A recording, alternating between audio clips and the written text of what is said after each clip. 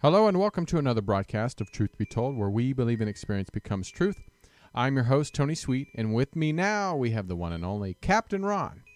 Today we will talk about one of the most controversial and legendary mysteries of all time, Bigfoot. The mystery of Bigfoot has been around for centuries. Well, today we have Eric Altman, who is a Bigfoot researcher, and since 1997, after attending a Bigfoot conference in Ohio, decided to begin his investigating claims and reports of Bigfoot himself in the amazing state of Pennsylvania. He formed the Southwestern Pennsylvania Bigfoot Study Group and became a volunteer field researcher for Bigfoot Field Researchers Organizations. And now Eric has founded a new group, the Pennsylvania Cryptozoology Society, in May of 2016, in which he looks at all cryptic reports and encounters in Pennsylvania. So this is going to be a great show. If you're a Bigfoot fan like I am, like Captain Ron is, we're going to have fun, and we hope you learned something today. And if you have any reports in your area, we'd love to hear from it. So please welcome to Truth Be Told, we have Bigfoot researcher Eric Altman. Oh, I that's why I love the applause, because it throws people off. And they're like, oh, there's a live audience. There's a live audience. Hey, Eric, how you doing? Good. Thanks for having me. I usually get a golf clap, so like one. Yeah. Well, we are excited to talk about Bigfoot today, and you've been doing this for quite a while, 20 years now. Or maybe even a little longer. Captain Ron is originally from Ohio, so maybe that's where you saw the first Bigfoot, was when he was there. I have not seen one, though, myself. You haven't seen it? No, I have not. Oh, okay. So actually, I read through your bio, but let's get started a little bit about how you got started searching for Bigfoot, because that's always the interesting subject. Was it an encounter? Was it just something you know, stories from family members, friends, or was it the conference itself that got you started? Well, my interest in all things paranormal and Bigfoot go back to 1980. When I was growing up as a kid, I was a big fan of the science fiction movies, the B movies, as you call them, and a big fan of horror films. And I had an interest in all things strange and unusual, and I spent a lot of time in my junior high school library and my public library reading about some of these 14 subjects, like different type of cryptids, haunted locations, UFOs, stuff like that. And it was in, I believe it was 1980, 81, where the love of the movies that I enjoyed watching and the interest I had in the paranormal kind of came together when I saw two films. One of them being Legend of Boggy Creek, and the second being Creature from Black Lake. Those are kind of what inspired me to get into looking into the Bigfoot phenomenon to see if it was real. And mainly Legend of Boggy Creek was the real catalyst that pushed me in that direction, because it's what's considered a docudrama. It's a fictional film that's mainly a lot of reenactments or recreations of folks that live in the Fouke, Arkansas area that supposedly had sightings in the 1960s and early 1970s. And Charles Pierce, the film's director and creator, created this film as a look at some of the activity and some of the stories that went on in Fouke, Arkansas during those years. And that really inspired me to find out if there was something out there that could be roaming the forests and swamps and rural areas that people are claiming they're seeing. And from that point, I began to educate myself, reading as many books as I could get my hands on, newspaper articles, magazine articles, watching the classic Leonard Nimoy In Search Of, following those kinds of different media outlets, trying to educate myself best I could. And that brought me forward through my college years. I kind of put it on the back burner and really focused on college. And then was it 1997? I think it was, 1997, 96. I decided to get into actually going into the field, talking to witnesses, going to locations where they were claiming they were having these sightings, and seeing for myself if there was any validity to it, to see if there were really these creatures running around that people claimed they were seeing. And for about close to 37 years now, I've been really looking into the phenomenon, studying it, educating myself on it. And I spent the last 20 years in the field actually investigating cases and claims. Now, only in Pennsylvania or also nationwide, worldwide, because Bigfoot, Sasquatch, Worldwide. the Yeti, all that stuff is worldwide. So do you mostly focus just in your local area? Well, I mainly stay in Pennsylvania because Pennsylvania is such a large state, and there's a good majority of the state that is forested, and we do get a lot of claims and alleged encounters with Bigfoot and cryptids here in Pennsylvania. So I spend a lot of my time here in PA, but I've traveled all across the country following up on claims. And if it sounds like it's a legitimate case and there's possibly evidence that's left behind by this creature or creatures that have been seen, then I'll do my best to get to that area to check it out. And unfortunately, I've been able to network with a lot of other researchers and investigators across the state that if I can't make it to that area, I can notify them, and they, of course, can look into the case or claim. So I've been across the country. I've been in Texas. I've been over in Ohio, where Captain is from. I've been to California, the Pacific Northwest, Washington State, Oregon. I spent some vacation time out there hiking the mountains and looking around. And I like to travel, so I like a lot of these places that I've heard about and read about, and just get out there and take a look for myself. Okay, well, hold on a second now. Okay, so you just named all these places you went to and all these journeys you've been on. Tell us what the closest thing is that you've seen to seeing Bigfoot, or have you actually seen a Bigfoot firsthand? Well, I can't say that I have. I've spent a lot of time in the forest. A lot forest. of work and not seeing one. That's got to be painful, right? It is. It is, especially when it's a hobby and a lifelong interest. But considering that these creatures, if they are real and they do exist, are very elusive, and there's probably a very low number of them, they're probably very rare animals, chances of actually encountering one of these things is very slim. And even if you go to locations where they're supposedly reportedly seen or have been seen, encountered, your chances of actually seeing one of these things are pretty low. I think, honestly, you have a better chance of winning the Powerball lottery than you do encountering one of these things. But still, I go out and look and see what I can find, because I have a better chance being out there and looking and hopefully having an encounter than I do sitting on the couch watching TV or not. He's not knocking on the front door. Right. Yeah, let me say this to you, because I just said this to Tony right before we went on the air. There's that show on I don't know what channel it's on, but they have the Bigfoot Hunter thing where they go out hunting with Bobo and all those guys. I'm sure you've seen that. Finding Bigfoot. Finding Bigfoot. Now, when this first came out, I thought, what a clever idea. This is fantastic. These guys are out, actually, like you're doing, really out there in the field. They're going to where people saw them. There's sightings in that area, so they go right there. What a brilliant thing.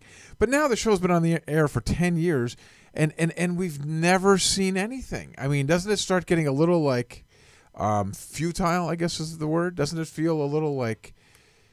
Discouraging? Discouraging, yeah. I mean, where's it stand? Do you start feeling less? Do you believe less now that you've still never seen one, or do you believe more that you've seen, bits and pieces that make you feel even stronger that they do exist? Well, the Finding Bigfoot show has had some very successful ratings over the years. They've been on almost 10 years now.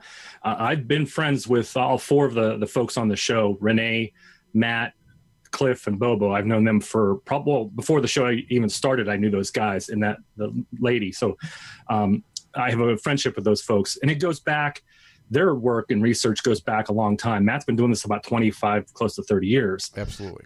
And the show is designed for ratings. So as long as people tune into the show, they're going to keep working with a formula that works. And that's what they're doing with the program. Well, that's Hollywood.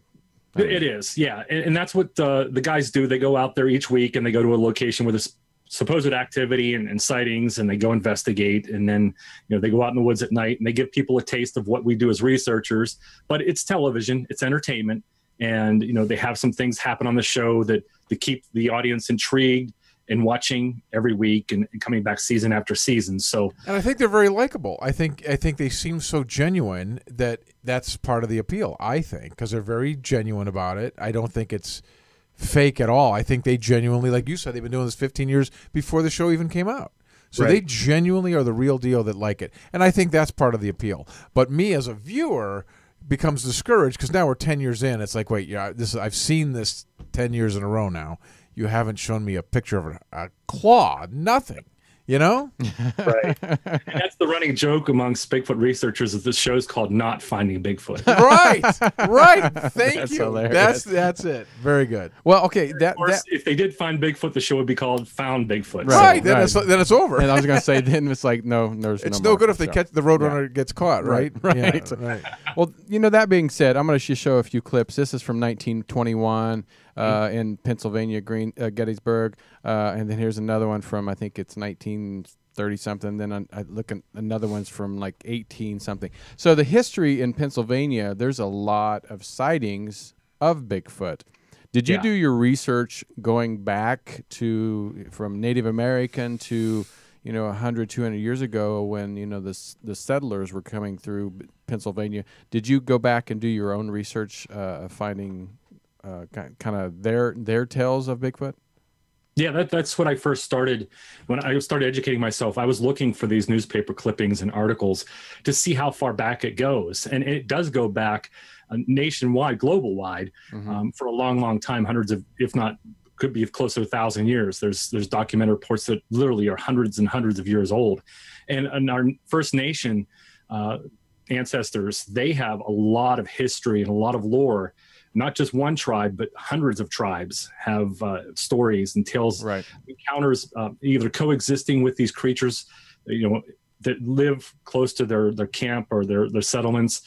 And they talk about having coexisting relationships and encounters with these creatures. So there's lore and history that goes back prior to the newspaper articles, even some of the ones you showed. The first one in Pennsylvania actually took place and was documented and recorded in 1838. And I'm sure there's articles out there I have not found yet that probably go back further than that. But if you do some research online, if you do some research at your public library or any of the internet online newspaper websites, you can find old articles that talk about people having encounters with wild men, wild women. As you saw the headline in the one, they were chasing a nude, wild, hairy person in the forest. And back in those days, in the early 1800s through 1958, there wasn't a term Bigfoot. Bigfoot didn't get coined until 1958. So the newspapers, the media, they called this thing a wild man because nobody knew what it was. It was just a thing that looked like a person, a human, covered in hair, and it acted aggressive, more aggressive than a human being would act. So that's why they called it a wild man. Hey, Eric, that brings me right to my next question, which is perfect. I want to know, what do you think it is? Because there's been different theories. Do you think it's paranormal? Do you think it's alien? Do you think it's a Neanderthal type creatures that's still living? Or do you think it's another primate that just got missed, like the great gorilla or something? Well, that's a whole can of worms that I've opened a long time ago, and I still don't have answers as to what it is, what I think it is. When I first got involved, I really thought it was something either related to humans, like a hominid human, like you mentioned, a Neanderthal, possibly. And the longer I got into this and dug into this and talked to eyewitnesses, and the less evidence that we've collected over the years, it really makes me wonder what we're dealing with. Because if this was truly an animal, we should have some conclusive proof by now, something hard evidence-wise that we can definitely say this animal exists or doesn't exist. Agreed. One way or the other, but these reports keep happening. So my train of thinking has changed over the years, and to be perfectly honest with you, I don't know what this thing is. We don't have a body, we don't have a specimen live or dead to study, and the sightings continue to happen. And you don't think it's part of the Tony Sweet family tree? It's not. We don't think that's it. Okay. On my mother's side. On the mother's side. Okay. Well, what's funny is my brother in the chat room actually says, if you forgot, which I did, my sister claims that she saw awesome in first Kansas. Account. That's terrific. In Kansas. It was her and her husband, I believe, and I'll have to kind of have it refreshed in my mind, but they were out in the local woods where we're from. They saw a gray-colored ape-like whatever running through the woods. I mean, so I do remember her now. He said that I remember him telling, or her telling us that years ago, because they used to go out and do like clamming and work with a lot of wood and stuff like that. So yeah, I do remember her saying that. Interesting. A lot of people have reports like this that probably don't get reported officially, right? But when you actually do go and research these people, I mean, of the percentage of the people that you do interviews with, what are the percentage that you actually believe? Like, because there's some people that are going to be nuts, just making up the story just to get some attention. Of the percentage, what do you think are actual true? Well, I can't give you an actual number of the percentage of what I think is actually reporting an encounter. I think a lot of the people believe they saw what they saw. Unfortunately, a lot of the cases that I investigate, they don't produce evidence to back up the person's claim or their story. Right. So all you really have to go by is an eyewitness telling you what they saw. Now, sure, a lot of these cases, and probably a good majority of them, can be accounted for with misidentifications. Seeing an animal in the forest, a flash of brown running through trees, and they think it's something that it's not when it's really a bear or a deer or another hunter, a person in the woods. There, of course, is imagination that plays into this. The forest can be a dark, scary place at times, and people's imagination can run wild. They hear a twig break or a snap of a branch, and right away, because of pop culture feeding us Bigfoot for 40, 50 years, right, their mind clicks right over to Bigfoot, and that's what it was. That's why I like the older stories, because it feels a little more credible to me, because me too. It doesn't seem like the internet age, right, where people just want to get hits or whatever. Now, is there a area in Pennsylvania that has the most sightings and the most credibility sightings that you have seen? Well, there's a place in southwestern Pennsylvania where I'm from. It's known as the Chestnut Ridge, and it's the farthest western ridge of the Appalachian Mountain Train that runs through Pennsylvania. And the Chestnut Ridge runs from Indiana County down into Preston, West Virginia. It's about 100 miles long, runs through 4 counties. And the history of strange phenomenon in the Chestnut Ridge dates back hundreds of years. People claim they see UFOs. They see strange creatures. They hear strange, unusual sounds coming from the mountain. People claim they've had ghostly encounters in the mountain as well. So it's a Pandora's box, if you will, of strange phenomenon. And the Bigfoot sightings in that area are very high. It's probably one of the most active areas in the state. And I don't know if that's because there's a higher concentration of Bigfoot creatures in the area, or because there is a higher concentration of Bigfoot researchers in the area. Hey, Eric, okay, you just touched on the thing again. That was my next question. Again, you're purposely leading right into my next question. It's fantastic. Perfect. It never happens great that way. segue. It usually happens the opposite way. But what I wanted to ask you was, it seems like so you moved from you were strictly in the Bigfoot organization, and then you moved to your own cryptoid now. So that expands it. It's not just Bigfoot. It's any creature that could be mythical or may not be real. What other sorts of creatures have you seen or reports have you gotten in Pennsylvania? What other things are seen there? Are there chupacabras? Are there? I don't think there's a Loch Ness monster. What is there? What are people seeing? Believe it or not, in Huntington County, there's a lake called Raystown, and they have a lake monster they call Raystown Ray, which people have claimed they've seen, a very long, snake-like creature that swims in the lake. So Pennsylvania does have Raystown Ray. And also we have Lake Erie, and we have Bessie up in Lake Erie, which I know all about that. I grew up right there in Cleveland, right off of Lake Erie. So there's sightings in Lake Erie as well. Yep. We also have thunderbirds, which are very large bird-like creatures that reported to have a wingspan between 8 to 12 feet, sometimes longer, usually completely black in color, black feathers. But there have been cases where people have claimed they've seen flying creatures that don't have feathers, almost like a lizard or like a membrane type skin tightly wrapped around its wings and body. And That's like the Mothman stuff, isn't it? Yeah, kind of. Close to it, yeah. But they say it looks more like a pterosaur or yeah, right. Yeah, there's those reports like too. That. Sure, yeah. So we have those creatures. We have giant snakes. In the last couple of years, we've received reports of a upright walking dog-like creature, like a bipedal canine, if you will. And they have that girl wrote the book in Michigan, The Dog Man, right? Isn't her? What's her name? I can't think of her name, but Linda Godfrey. Yes, Linda Godfrey wrote the book about the Dog Man of Michigan. That's very common up there. Yeah, So those reports have moved into Pennsylvania now. People are claiming they're seeing them here in the state. So there's a lot of different types of creatures people are claiming they're seeing, aside from Bigfoot. So I'm out there trying to figure out what people are saying, maybe try to give them some answers and find it for myself. Okay, why don't we ask you this then? Okay, so you've got these different. What's the? I think that's Dogman right there. That could be.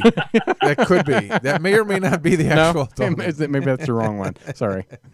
Hey, what is the best piece of evidence you think you found for any of these creatures that I could share with somebody that doesn't believe? Tell me what your best piece of evidence is.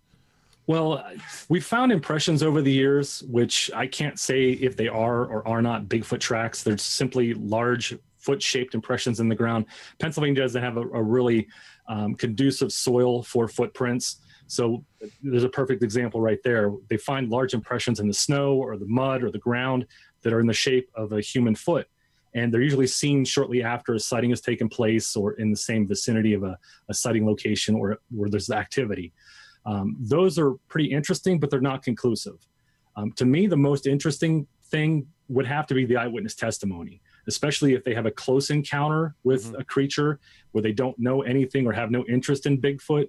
And they're reporting details of this sighting or encounter or of the creature that match very close to what other people are reporting. Those are pretty intriguing because especially if a witness doesn't have any idea or any conceived notion of what a Bigfoot is or what it looks like, then and they're giving me really good details, those are pretty compelling. Yeah, those are better. I prefer those than the 11-year-old who's a big fan and he's out looking for them. Right. Then he happens to see them. It's like, wow. So, yeah, I get those too. So the encounters, instead of just sightings, the encounters, the people that have actually encountered, have they ever talked about the reaction or the aggressiveness or just, looking straight in the eyes of a Bigfoot? Can you tell us some of the encounters that people have actually done? Oh, it's a wide variety of encounters. For the most part, they're fleeting glimpses of something running through the forest or a road crossing where it's a matter of seconds. The creature doesn't pay attention to the person that sees it. It's just going its own way, and it's like a brief encounter. The creature crosses the road and it's gone. But there are those reports, and although they are very rare, they still occur, where people have a face-to-face encounter or a close encounter with one of these creatures where the creature shows some sign of aggression, whether it be throwing sticks or rocks at the person, chest beating or thumping, growling. There have been cases where these things have beat on the sides of homes. They're staring through kitchen windows or bedroom windows at the people inside the house. We've had a couple cases recently where the creature's actually put its hands down on the bumper or the hood of a car and peered into the windshield at the people driving the car. We've had some encounters like that recently where they walked right up to the side of the road and almost been hit by a vehicle that's driving. We've had people purposefully have to avoid hitting the creature that's walking down the middle of the roadway. So it's almost like they don't have not necessarily a fear of people, but they're not intimidated by us. So that seems to be the common thread. Let me ask you this. I think the best thing so far going possibly is the Patterson film. What is your take on the Patterson film? Well, the Patterson-Gimlin film was an interesting piece of film. It was filmed October 20th, 1967, and this year marks the 50th anniversary of that film being shot. And it still has stood up to all the critics, all the debunkers, all the naysayers. They have not been able to prove it's a person in a suit, but it hasn't been proven that it's a creature. It's still a very controversial film after 50 years. I do think that is somewhat strong evidence, though. I like it. I think it there's so many things they've done studies on, like the muscle movement, the eye movement, the ridges. That's been really a scrutinized piece of whatever it is, 160 frames or whatever. They've had guys analyze each and every one of those frames. I do think that is a little bit of a compelling piece of evidence. The problem I have is that there's nothing else. I mean, that's like the only thing we can point to. Every time I click, I'm the guy, like you said, Eric, that you are drawn to that. I'll see a story. Every now and then there's something on Yahoo or CNN even. They'll have a story, Bigfoot seen or whatever. And I click, and inevitably it's in the back of the picture. It's fuzzy. Could be a stick. Could be Tony in a hat. It could be anything, or where they have to actually do the outline for you. Right, and they have to tell me where it is. It's Yeah. like, well, that's not really. That's tough. That's tough. I've not seen anything other than the Patterson film that is even remotely compelling. And that's why I think, because we've talked to Linda Moulton Howe and other people that work in the UFO arena, and I really think that Sasquatch, Bigfoot, whatever you want to call it, is part of like some interdimensional paranormal phenomenon. Because it's weird how they appear and then there's no evidence at all, and they disappear. There's no living quarters. There's barely tracks. Yeah, they've had there's cases no where they've feces. There's no. I mean, or maybe there are feces. I don't know. You may correct me on that, but it's just there's no evidence anywhere else where we've had these master hunters like yourself, trappers, that just cannot find anything. So I feel that and we've talked to many UFO people that they say a lot of times there's a lot of UFO activity around that area where Bigfoot is at. Is that true with Pennsylvania? Is there a lot of UFO activity in that area? There was in the early 1970s, and there still is a lot of UFO reports and sightings that are claimed throughout the state. It's probably one of the most active states for UFO sightings. 1973 and 1974, there was a huge outbreak of Bigfoot sightings and UFO sightings. 73 started off with a huge wave of UFO sightings, and then the Bigfoot sightings started in the summer of 73 and rolled into 74. And there were many cases reported to Stan Gordon. He's one of the investigators in our state that's been at this for a while. He fielded many cases where there were UFOs and Bigfoot seen either at the same time, in the same location, one shortly after the other. So it makes for a fascinating look, I guess you'd call it, at the phenomenon, because there's that aspect of it. I don't know of anywhere else in the country where there's a lot of reports that people talk about seeing the same two entities at the same place, same time. Right. I'm familiar with the Pennsylvania flap that took place in 1973 and 74, but there is that contingent of researchers or enthusiasts that do strongly believe that Bigfoot may be an alien or maybe interdimensional, and they always go back to that UFO outbreak that took place here and cite that as examples why. Hey, Eric, you're talking about 73 and 74. Now, to me, in 73, 74, I understand that because most people didn't even have a camera.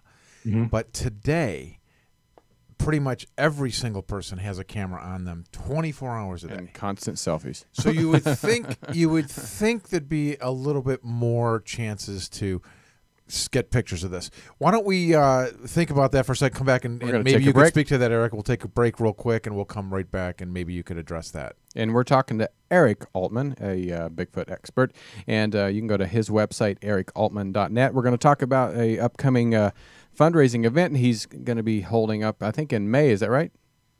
Yeah, May 5th, 6th, and 7th. Perfect. We're going to talk about that, so don't go anywhere. This is Truth Be Told. I'm Tony Sweet, and we got Captain Ron. Be right back. Do you suffer from anxiety, from depression, maybe even chronic pain? Well, listen up. Truth Be Told is going to tell you about a breakthrough program built on over 100 years of therapies used in America's returning veterans to help you successfully overcome PTSD, anxiety attacks, pain, and depression. The secret proven in study after study. Music therapy. The effects of music are nothing short of amazing. From strokes to PTSD, music has been shown to improve the quality of life. Now, one of the latest music therapy programs being used in America's veteran hospitals can be yours to experience for free, at home, and to help your own anxiety attacks, pain, and depression. Or just relax after a hard day. It's called Whole Tones. It takes music therapy to a new level. This revolutionary program makes use of specifically designed frequencies that have been shown to stimulate your body's natural healing power down to a cellular level. If it works for battle-scarred vets, can it work for you? Well, experience it for yourself for free at sweetwholetones.com. Like Tony Sweet, that's SWEET. Go to sweetwholetones.com. Now enjoy the show. All right, we are back. This is Truth Be Told. I'm Tony Sweet. We have Captain Ron here. We're talking to Eric Altman. Hey, you are a UFO. Actually, you're everything, because now that you're crypto, you're pretty much everything. But a Bigfoot, a researcher, and we're talking majority about Bigfoot, but Pennsylvania is a big state, so we can kind of dive into anything, any direction. But one of my things is what was one of your favorite, I guess, expeditions that you have done so far, where it could be just the experience of the people you worked with, or was it evidence that you found? What is one of your favorites that you've actually walked away and go say, we did good on this one?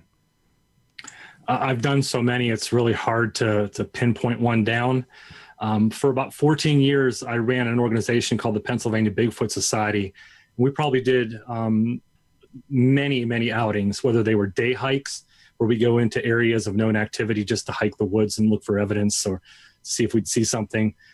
So many cases I've investigated over the years, expeditions going out and actually camping, spending time in the woods, camping and researching and looking for sign.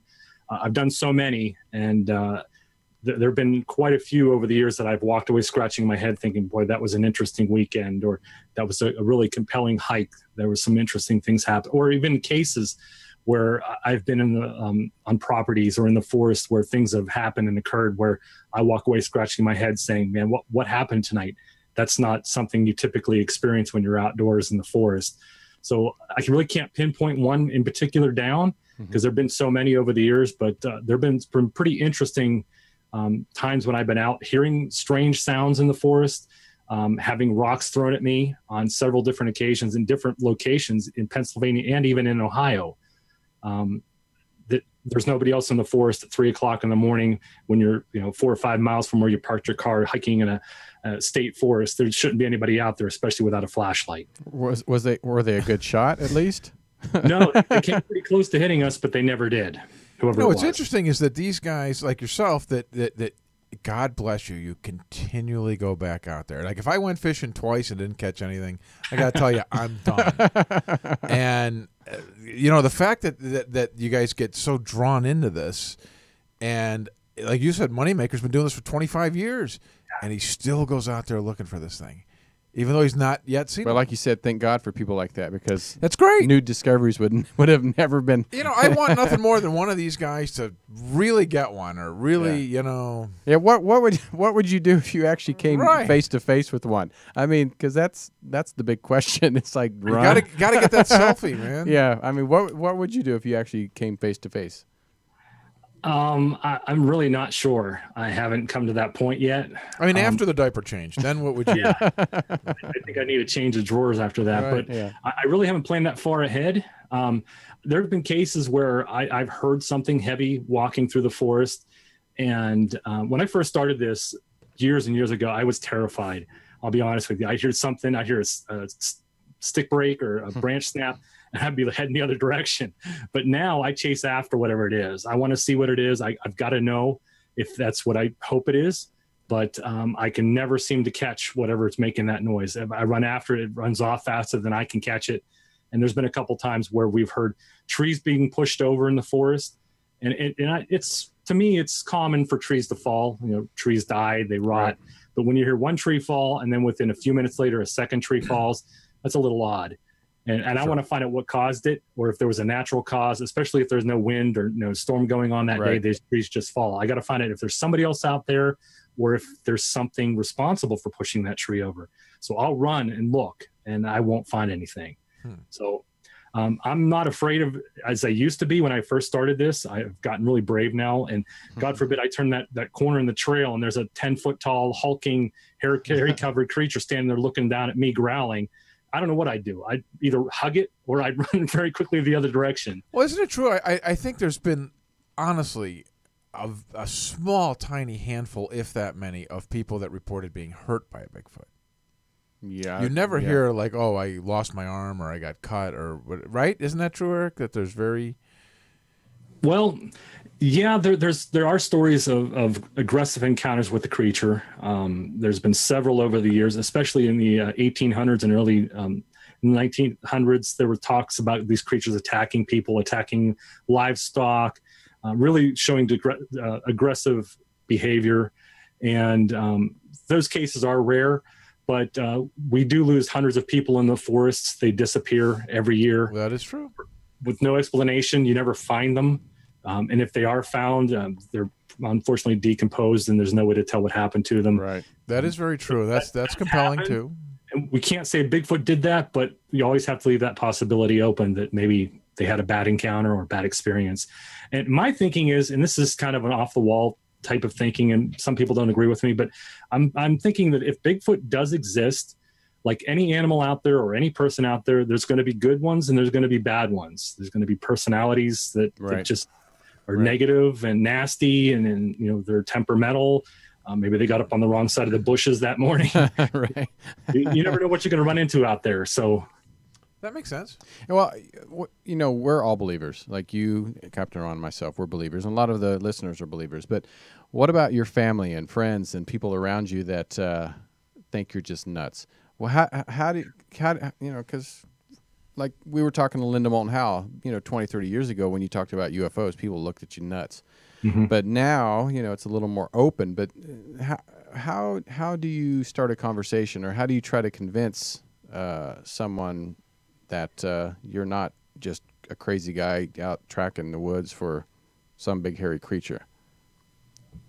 Well, back in 1997, when the internet was just really coming into its own and really becoming popular, and the word about Bigfoot was starting to get out, it was a little harder back then to approach people and to try to talk to them one-on-one or bring up a conversation with family or friends, because they smirked.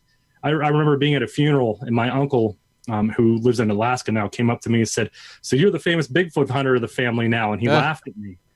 And I was like, "How did you know that? You live in Alaska." "Well, I saw your name in a newspaper. We read about you." So they were poking fun of me back then. And I still take a little bit of ribbing and stuff like that from coworkers and from friends. But people that know me for the most part know that, you know, I don't take myself too seriously. I don't take the subject too seriously. I do the research. I try to be honest and objective about it. I don't try to make up stuff that isn't really there or doesn't exist. I tell it like it is. And, you know, I'm not saying that Bigfoot's this magical being that can pop in and out of worlds and you know, can come in your bedroom at night and give you a kiss and tuck you in. I want to prove what this animal is, and I want to prove it either it's real or it's not. Right. So I think that's very important, and that's good. The more nonsense you do, that's going to turn people right off, because as soon as you start saying wacky stuff, people lose it. I mean, if you keep, like you said, true to the subject, you know, you're hunting the truth. You want to know if it's real, and if it is, what is it? Exactly. And that's what I've tried to do the last 20 years. I've been looking into this actively. I've heard a lot of stories. I've heard a lot of claims by people. And sure, I don't believe a lot of them, because some of them are just outrageous and over the top. But, you know, I always have to keep an open mind and look at everything objectively, with logic and common sense, and, you know, think rationally. But I'm sure you see patterns in the ones that seem credible. I bet there's like a reoccurring thing, and you know, like even in the alien world, it's the commonality among them that give it credibility to me. Right. It's the one-off wacko that, you know, the alien came out of the chair and played cards with them that I lose. You know, it's that same story that you hear repeated all over the world that adds some credence to it, I think. Do you find that, Eric? It can, depending on how off the wall the story is.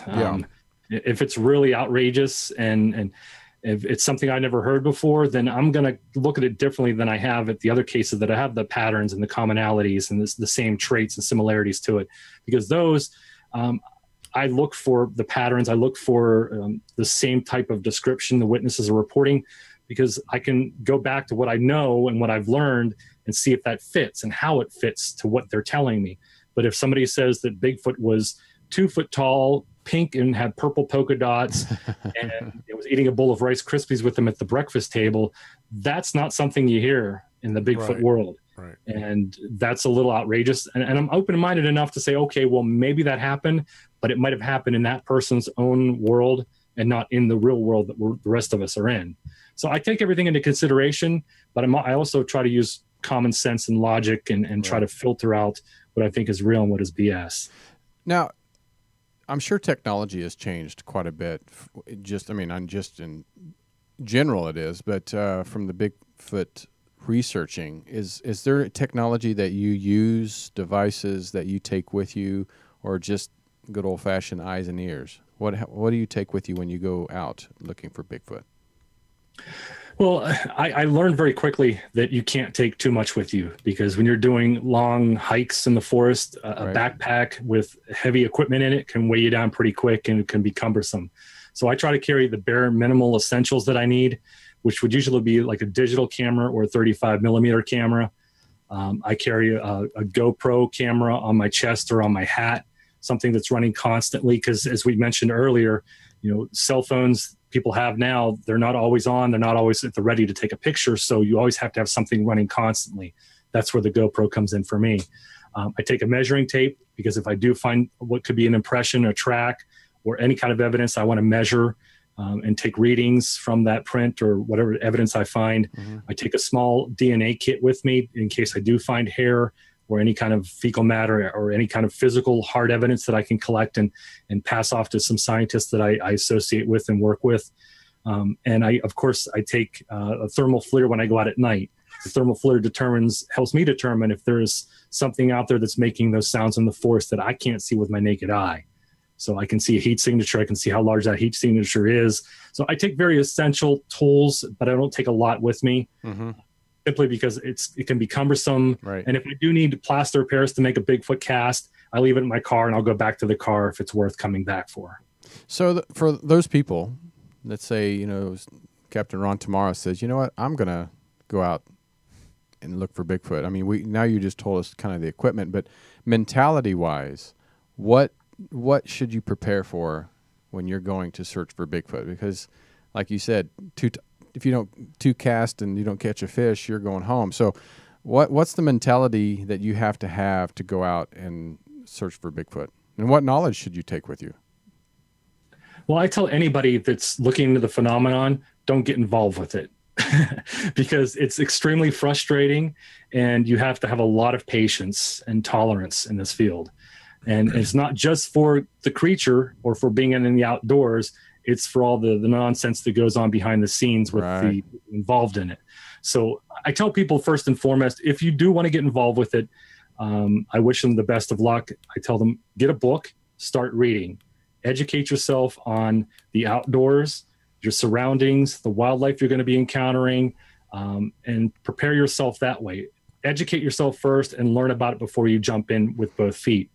Once you get to the point where you feel comfortable enough about the surroundings, the outdoors, the environment, the animals you might encounter, you can start going out and investigating historic cases and familiarizing yourself with what the surroundings look like when the case occurred, and learn that way. Follow the work of other people that have been in the field for a long time, those who are objective and honest and presenting legitimate, real research, and not just blurry pictures with red circles around them. And you guys have quite a network, right? Like you said, the guys from the TV show, the Bigfoot Research Organization, and those guys. And do a lot of the Bigfoot hunters know each other? Or you guys kind of have a community where you share information, or how's that work? Or is it competitive?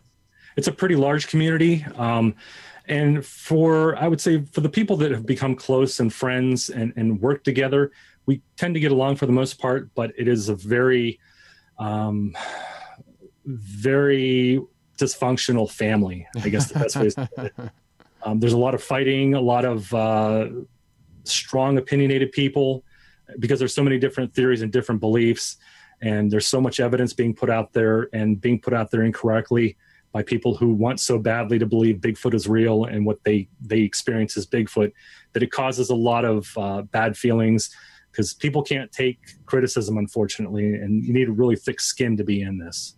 Well, before we get out of here, one fun thing that you're going to be doing May 5th, 6th, and 7th. Could you tell us about the Bigfoot Camping Adventure? Yeah, what this is our second year of doing it. It's a charity fundraiser. We've selected 3 local charities in the southwestern Pennsylvania area in Fayette County, where the campground is, Benner's Meadow Run Campground. And what it entails is it's the opportunity for folks who have an interest in Bigfoot or cryptozoology to come out and camp with us for 3 days and 3 nights.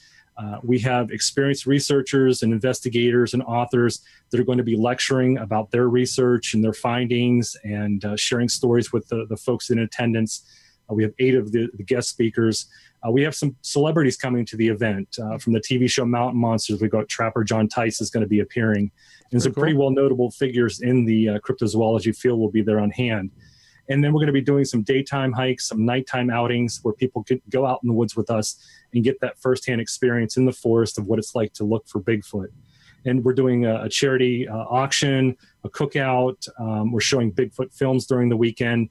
And we want the younger generation to join us too, the families with kids that are interested in this, so they can come out and get that experience firsthand, learn what to do, learn how to do it properly, and have a good time doing it. And our overall goal, of course, is raising funds at this event that we're going to donate to these 3 local charities. Awesome. Great. Well, Eric, this has been so much fun, and I love talking about Bigfoot. It's always great to see someone that actually gets out in the field, because I've never actually went out. God bless them. That's awesome. Yeah, I'm the same way. I'd be like, "Ooh, it's cold out here. I'm going home." All right, if you guys ever get to Pennsylvania, come join me. Oh no, I actually do want to come out to Pennsylvania. I have some friends out there, so I would love to stop in, and maybe you can take us out on a. I'd love to. On one of your researches. So make sure you go to Eric's website, erikaltman.net, not .com. That's a different guy, because I learned that myself. And if you guys are in the area on May 5th, 6th, and 7th, go and join the Bigfoot camping adventure and raise some money for some. Now, what's the charities? What are the charities? Unity, A Journey of Hope, which is like very close to Make-A-Wish, but for adults with life-limiting illnesses. Oh, wow. Okay. Unity, not Unity or Journey of Hope, but Fayette Friends of Animals, which is a local animal shelter, and Lucky Paws Animal Rescue. So we're doing for 2 animal shelters and for the Make-A-Wish Foundation called Unity, A Journey of Hope. Perfect. Well, thank you so much, Eric. We really appreciate you. Absolutely. Thanks, Eric. Thanks, guys. It's been a lot of fun. You got it. All right. Well, we're going to take a quick break. We have more to come up here. We have another hour after this one. But you can always go to truthbetoldwebtv.com, check out all our upcoming guests. You can go to our YouTube channel. We just hit 10,000 subscribers, over 1 million views. We want to thank you guys for being a part of that. And please go on iHeartRadio, iTunes, Stitcher, TuneIn, all the old places for podcasts. We appreciate you. Until next time, truth be told, Captain Ron, Tony Sweet. Bye.